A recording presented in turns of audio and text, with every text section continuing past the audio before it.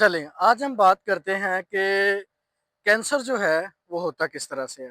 Basically इसमें इस तरह होता है कि हमारी बॉडी जो है, वो ट्रिलियंस ऑफ सेल्स से मिलकर बनी है। ये ट्रिलियंस ऑफ सेल जब इकट्ठे होते हैं, तो तब जाके एक जिस्म का जो वजूद है, वो आता है। लेकिन कैंसर में इस तरह से नहीं होता।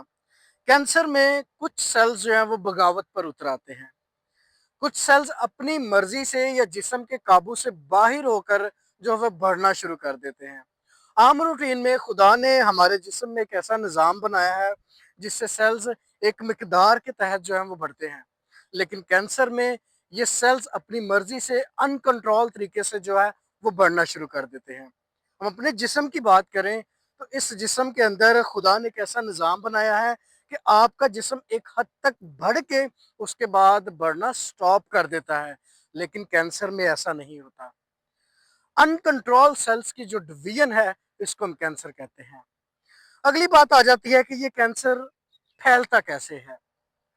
क्या हम एक कैंसर वाले मरीज को पकड़ने से या हाथ लगाने से क्या ये सेल हमें अटैक कर सकते हैं? क्या उनके टच करने से या हमें उनको टच करने से क्या कैंसर हमें भी हो सकता है?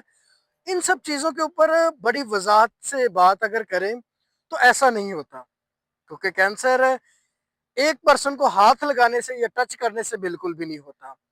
इसके लिए हम एक बात करते हैं।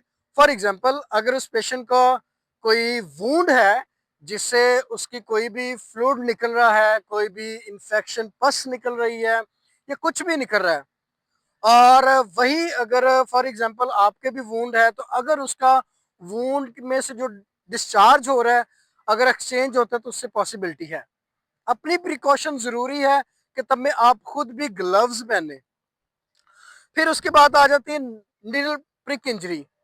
अगर आप हेल्थ केयर हैं, आप उसको कोई इंजेक्शन लगा रहे हैं या आप उसको कोई सुई लगा रहे हैं, तो अपनी प्रिकॉशन के लिए जो इंजरी वगैरह है, आपको कोई निडल प्रिक इंजरी ना हो, उससे सेव